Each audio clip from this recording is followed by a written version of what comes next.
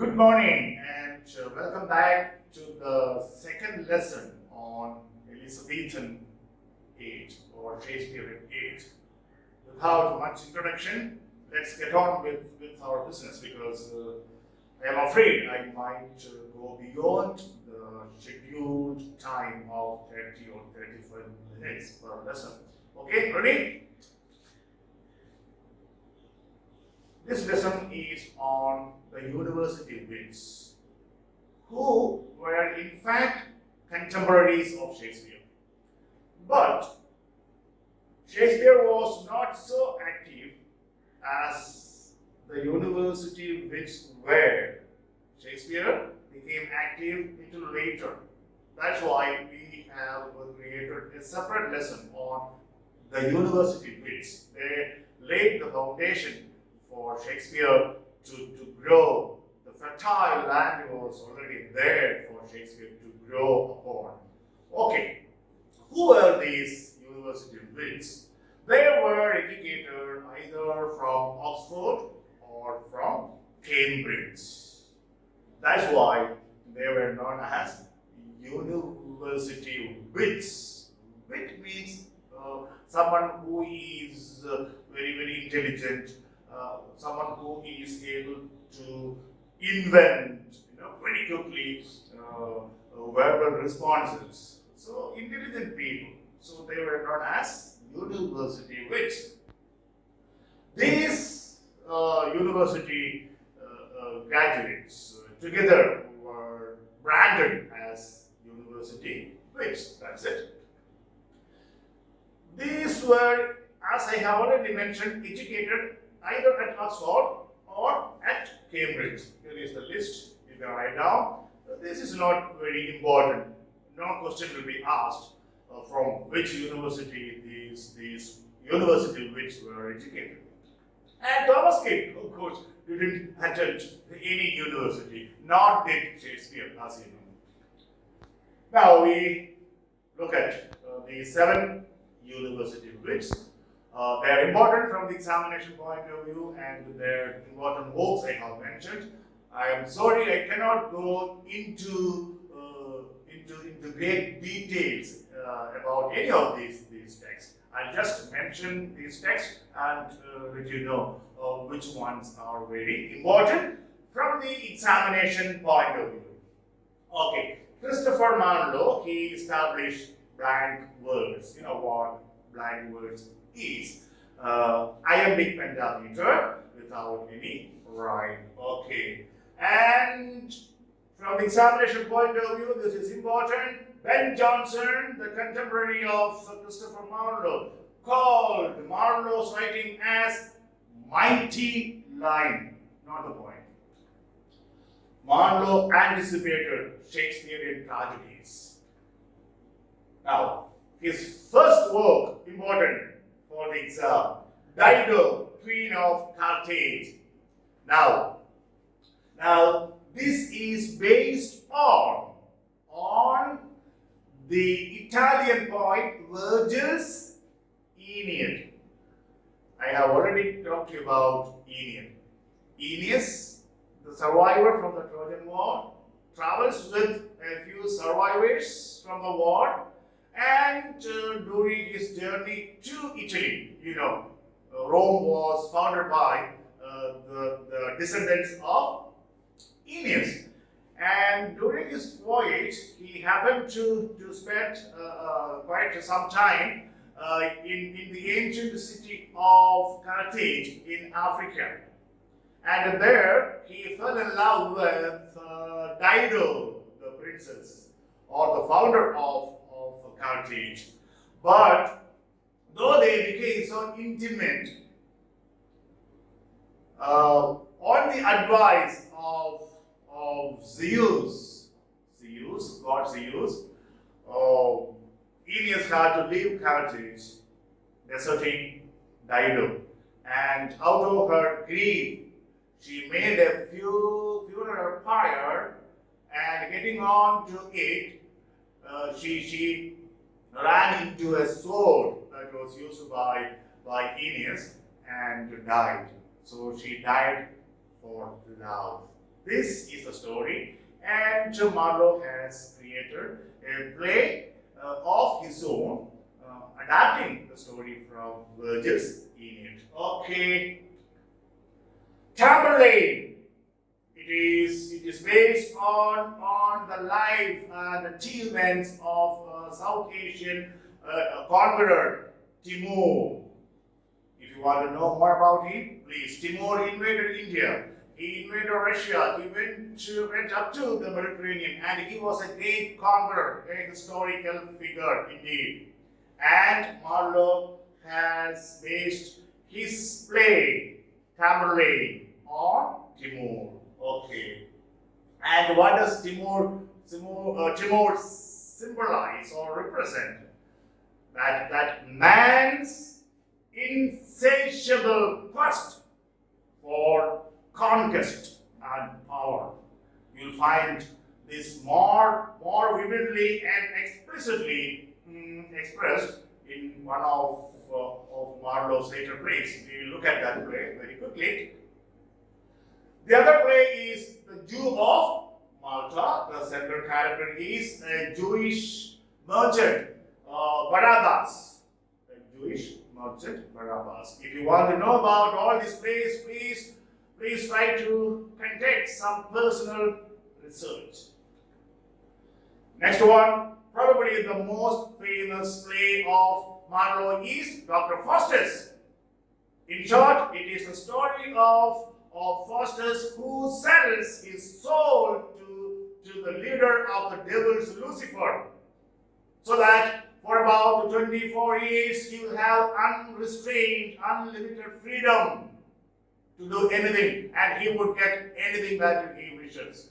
And after 24 years, his soul is taken by the devil, Lucifer. That scene when the devil is waiting outside Dr. Faustus' room, and the clock is going to strike 12 at that time. His feelings, his emotions, his fear. Terrible lines from Marlowe. That's why Ben Jonson called his lines mighty. Please read the play. You cannot be a serious student of literature unless and until you familiarize with Christopher Marlowe's great play, Dr. Faustus. There is a line, cut is the branch that should have grown full, referring to Dr. Faustus for selling his soul to the devil. And when Helena of Troy appears before Dr. Faustus through his magic, he asked, out of surprise, is this the face that lodged 1,000 chips? Oh, beautiful, beautiful. Please read. Okay, now the play represents again man's quest for knowledge, man's quest for wisdom. That is the play actually on one level. On the other level, this is an example of man's pride, and what is the price of that pride? Eternal damnation from the Christian point of view. Okay, from the Christian point of view, this is free will, and then sin, then repentance, and then maybe forgiveness, salvation, and if no repentance, then damnation. Okay. Another play is Edward II. This is about King Edward II's love for a male favorite, that is Galveston, and the king's tragic end. That's it. The Massacre at Paris. What is this play? This is, those days when after the Reformation, as I have already said elsewhere, the Catholic Church was split into two, the Roman Catholics and the Protestants, and they were in perpetual conflict and mutual massacre, assassination, killing, brutalities. And this play is based upon an incident that was the massacre of hundreds of Protestants by the Catholics in Paris. It happened in August 1572. So Marlowe has based his play on that historical event. Okay. It is historically known as Saint Bartholomew's Day Massacre.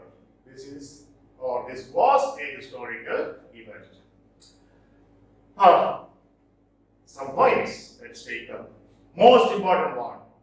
The passionate shepherd to his love. You know what the content could be. It is a pastoral poem. You already know what pastoral poem is. It was published in 1599. Okay, after his death. So posthumously published.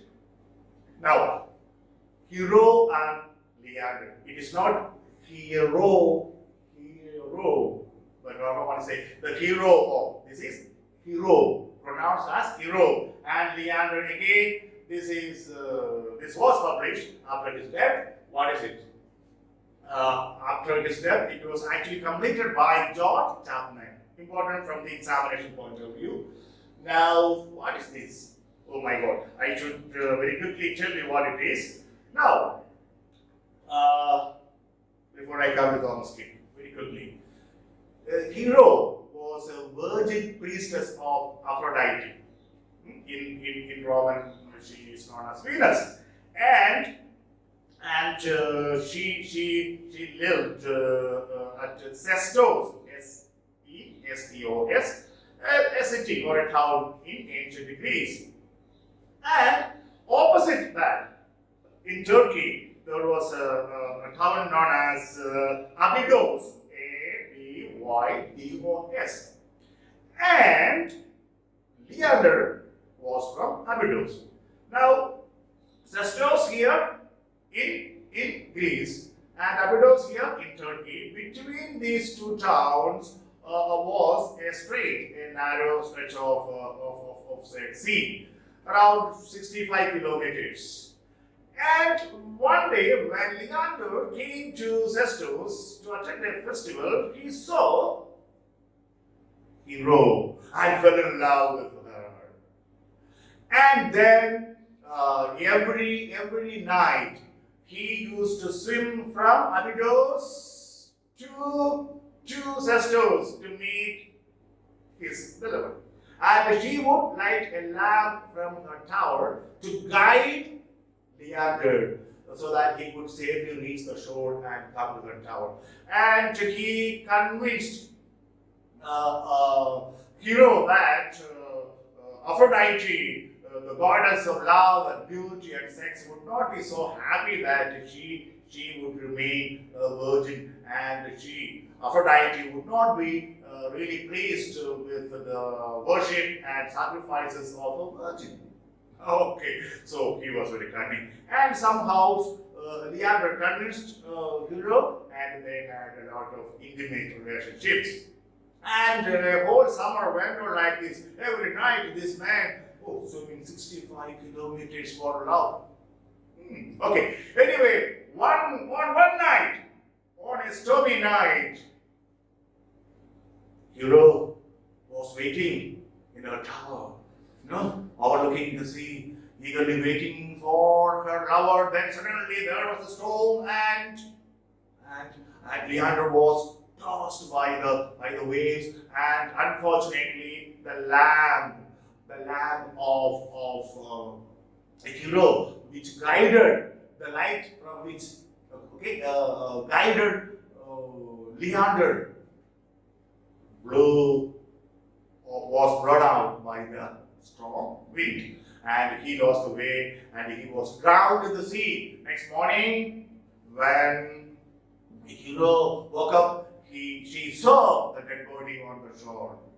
Out of grief, she jumped over the edge of the tower and died to be with her beloved Leander. This is the story, Greek story, from the Greek mythology. Hey, don't do this. Don't jump from the tower. There are many other Leanders around. Okay. Anyway, next one. Thomas Kidd. Thomas Kidd's a great textbook. I'll come to that a little later. He established what is known as the revenge tragedy in English. It was already there. Okay, established by the Roman playwright What was his name? Seneca. Okay, it was Thomas King who brought revenge tragedy into English. Remember that? And his greatest work is the Spanish tragedy. My dear students, I wish I had time to narrate the whole story. That would take maybe nearly 1 hour. I won't venture upon that. I leave it to you to read. But this play is very, very important. You cannot be called a student or serious student of literature unless you are familiar with this play, the Spanish tragedy. For that matter, whatever we have discussed and we are discussing and we will be discussing. Okay.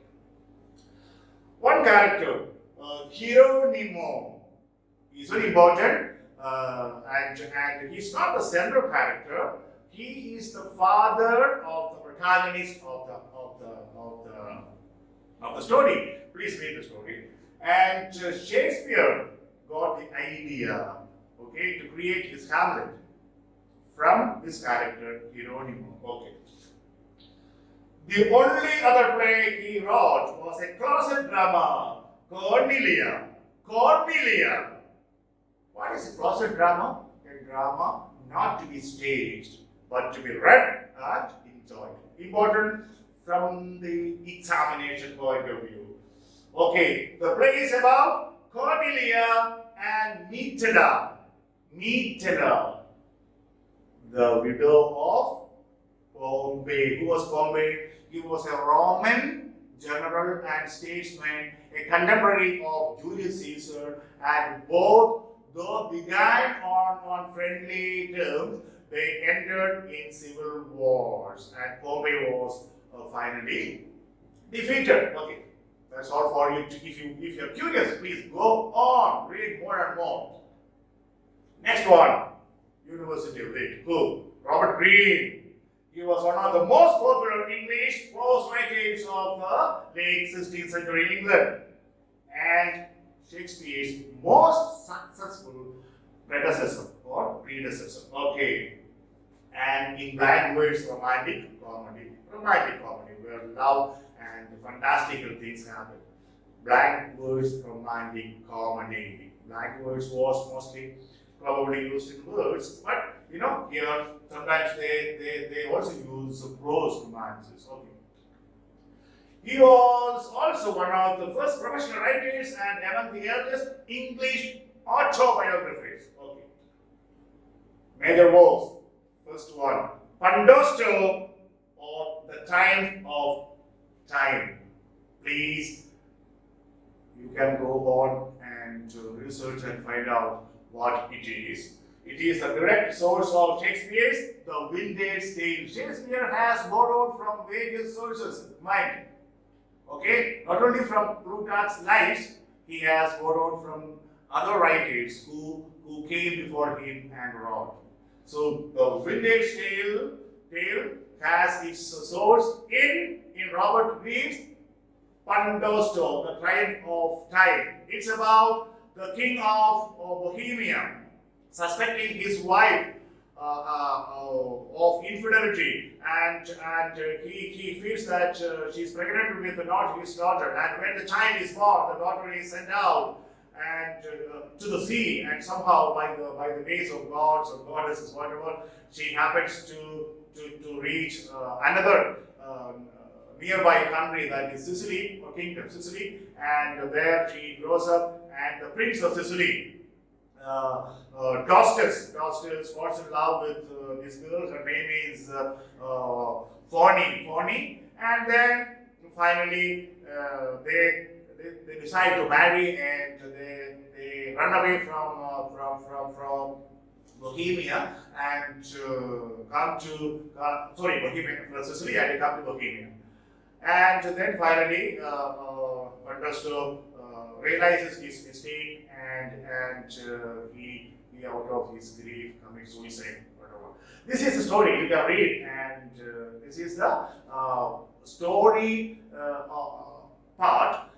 Other details you can read on your own. Okay, the time of time, because at the end he realizes, Pandosto, that his wife was innocent, and whatever he did was wrong.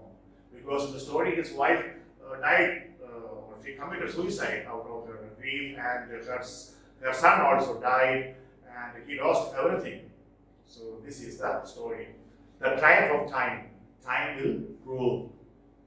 God sees the truth, but waits. Remember who wrote it? Who wrote it? One of the Russian writers. Find out. Okay. Now, Green in turn borrowed this story from where? From the Clerk's Tale, from Chaucer's Canterbury Tales. You see how these writers borrow from each other's books. Okay. Men of Fun is an early novel which can be described as a romantic pastoral. You know, romantic pastoral. Romantic means love. Pastoral means set against the background of rural life. The lives of common people, shepherds and shepherdesses, and their love and their agony, sufferings, happiness, joys, whatever. Okay. Now, I have given, just for those of you who are interested and who want to go into the depth, I have given some details there, which I am not going to dwell upon because I have to continue. You can write down or you can read and understand. Okay. Green's autobiographical tract, a short write-up or pamphlet, is Green's ground's worth of wit, bought with a million repentance. Please remember this. This can be a question. This is a very famous one. Why it's a famous one? Some people believe that, some scholars believe that here Green has made a very negative reference to Shakespeare, but it is not agreed upon. Some scholars say that the person referred to is Shakespeare, others say not Shakespeare, somebody, another famous actor of the time. Now, whatever this means, this quotation means that many players those days, many players, means actors those days, made huge amount of money, making use of the plays written by writers like Green or Thomas Scott or John Riley and others. And most of these writers remained poor, impoverished, whereas the players building on the hard work of the writers grew richer and richer. And in fact, Robert Greene died in poverty. Okay, that is the content of this tract. Okay, if you want to know more, go ahead and research.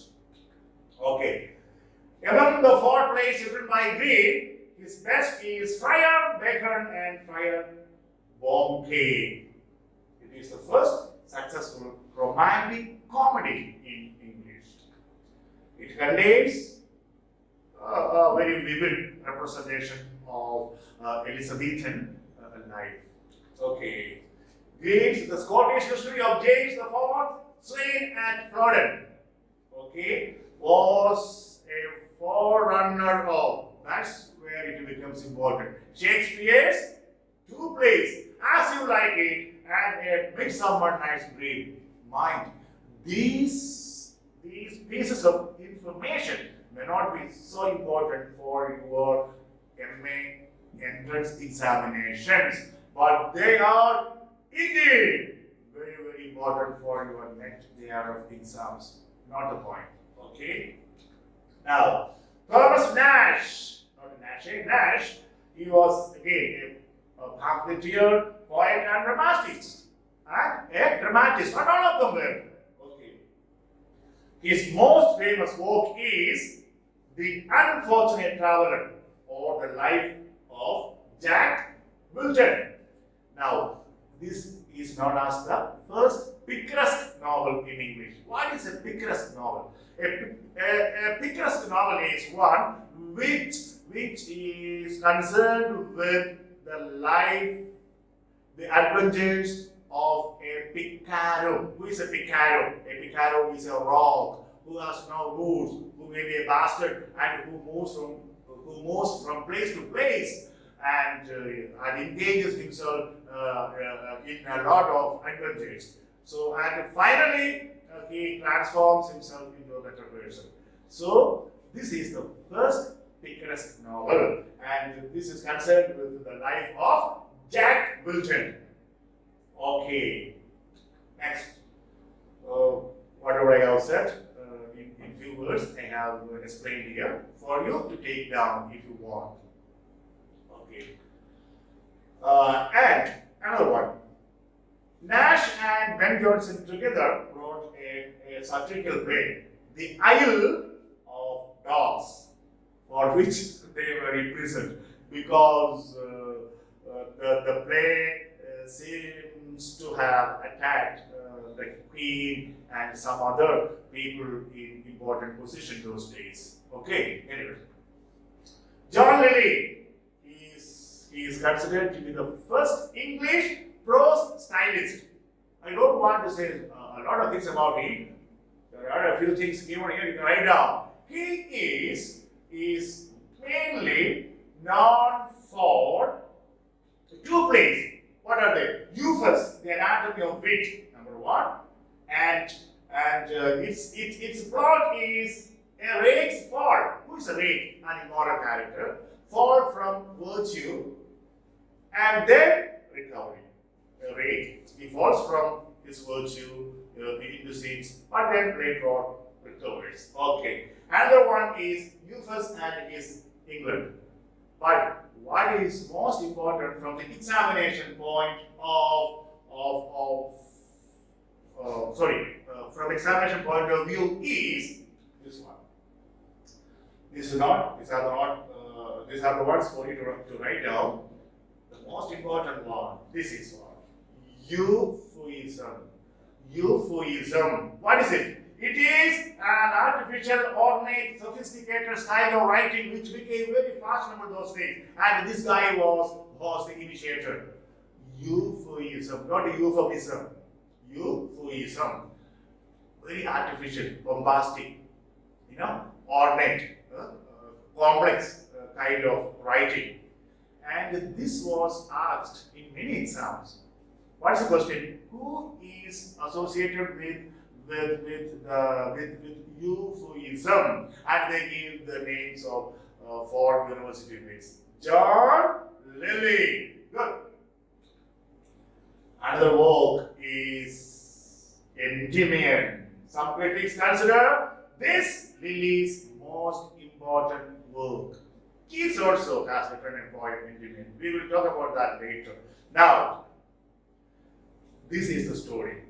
The action of the play centers around a young courtier, Endymion, who is sent into an endless slumber by Tennis, ancient Roman goddess of the earth. Ancient Roman goddess of the earth. Greek goddess of the earth is Gaia. Okay. His former lover, because he has rejected her in favor of Cynthia, goddess of the moon. This is the story. Okay. Endymion. This guy was sent into eternal sleep. Why? Because Tennis loved him. Okay, Tennis. But he loved Cynthia. And because of that, Tennis sent him into eternal sleep. Okay. George Beale, another university wit. Okay. He has written what? Pastoral history, melodrama, tragedy, folkplay, pageant, whatever. All sort of things. All genres he tried. His important work, The Arraignment of Paris. Who is Paris? The Trojan king, Priam's son, Paris. Remember kidnapping or seducing Helen. And remember that story, Ares throwing a golden apple, and then the 3 goddesses, Aphrodite, Athena, and who else was there? Aphrodite, Athena, and Hera. Okay, they all quarreled over the same golden apple, and then they were sent to Paris. You know the story. What happened? These goddesses, who won? Who was selected by Paris? Aphrodite. The other 2 were very displeased. They made a complaint to to Zeus, and then Zeus called a kind of a meeting, a trial, in order to try Paris. All the male gods were there, and the final decision depended upon Athena. And what did she do? She didn't give the golden apple to anyone. She gave to a sea nymph, Elisa. Elisa symbolically means Queen Elizabeth. This play was actually performed to compliment Queen Elizabeth. This is the story. Okay. Now, all these things are given in my now. The old wife's tale. This strange, fantastical comic play is his most enduring achievement, it is said. Okay. The play has been identified the first English work to summarize the romantic tradition, the romantic dramas written at that time. Too many romantic dramas or plays were written, and most of them very unrealistic. So it was written as a satire. Thomas Lodge, he was also a poet, dramatist, prose-writer, etc. Okay, and his most important work perhaps is Rosalind, the novel, and William Shakespeare's As You Like It. Okay, has a lot of sources from this particular novel, Rosalind. Then Scylla's Metamorphosis. Here, Scylla's, there is written like this. This is the original name, and there can be after E an apostrophe. Scylla's Metamorphosis. It is one of the earliest English poems to retell a classical story with imaginative embellishment. A classical story is narrated with great skill, with great proficiency. Okay. It is briefly known as Glaucus and Scylla. Glaucus and Scylla. I wish I could narrate the story, but let me see. Okay, and this is modeled on Ovid's, the Roman poet Ovid's Metamorphosis. We talked about it in one of the earlier classes. Okay, this strongly influenced Shakespeare's narrative poem Venus and Adonis. Venus and Adonis. Okay. Now, okay, I'm not going to narrate that story. This one, Glaucus and Scylla. Okay. I don't know. Okay. The time is running. This is like this. Glaucus. Let me see. Yeah. Glaucus was a mortal fisherman. Glaucus, and he one day went fishing, and he got a lot of fish, and his net was full. So he came to a lonely island, and he disposed all the fish of his net on this green island. And suddenly, after some time, he noticed that all the fish were waking up, coming back to life, and going back to the sea. Oh my God! What was it? He was surprised, and then he knew something was magical about the island. So he plucked a few herbs and he started chewing. As he was taking in the juice of those plants, he had a great longing for the sea, like a fish. And then gradually he saw some fins were grown and a small tail. Immediately he realized that this was a herb that could bring dead fish back to life. And then Oceanus and Thetis, the Laureates of the sea, accepted him into their company. But one day this Glaucus fell in love with Scylla, one sea nymph, a beautiful sea nymph. But the nymph didn't like him. Oh my God, that is tragic. And since she didn't like him, he approached Circe. Circe was a sorceress, someone with extraordinary magical powers, to make a great potion, great drinks that could work miracles or wonders, and she had extraordinary power to transform human beings into animals. So this man, so Glaucus, now more or less a demigod, went to Circe. But what happened? Why did he go to Circe? To get some portion, so that portion, if somehow given to Scylla, she might begin to love him. But Circe, seeing this demigod Glaucus, herself fell in love with him. Okay. But he professed his love only for Scylla. Oh God.